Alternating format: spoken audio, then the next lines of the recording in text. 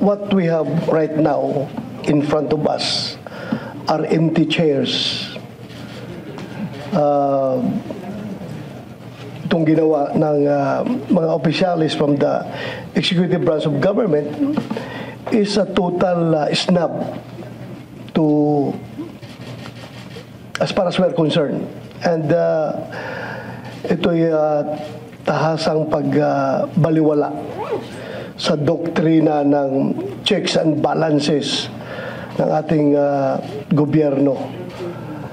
Kung ayaw na mag-attend ng hearing, ibig sabihin, ayaw na nilang magpapacheck sa atin na co-equal branch of government. So what will happen to this? Pag tuluyang ganito ang mangyayari is, I think we are now on the verge of a constitutional crisis kapag tuluyan nilang i-snub yung ating imbitasyon. Wala na mangyari. Wala na respetuhan ito sa isang kapwa co-equal branch of government.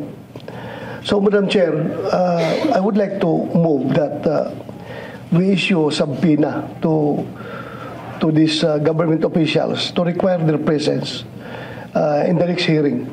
Kung meron ka pang gaganaping hearing, dapat masubpoena ito sila para magkaalaman. Klaruhin natin ito.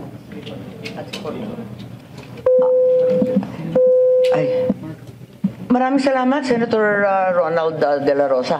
Actually, dalawa yung subpoena na pinapapirma ko sana kay SP Cheese. Isa para kay Prosecutor Fadulion at ikalawa para sa head ng ating Air Force, si General Cordera.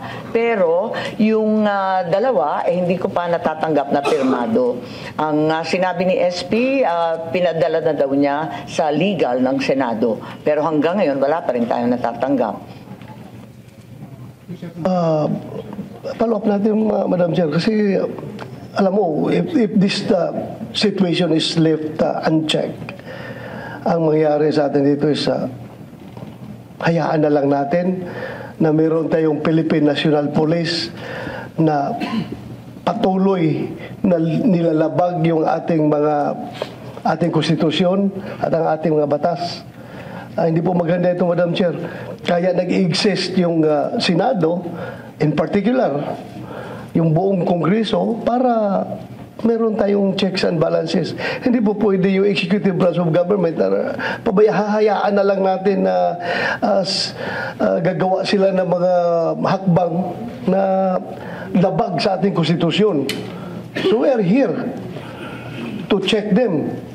So kung hindi sila magpapacheck, isnab sila ng isnab sa atin, then magkakaroon tayo ng constitutional crisis nito, Madam Chair.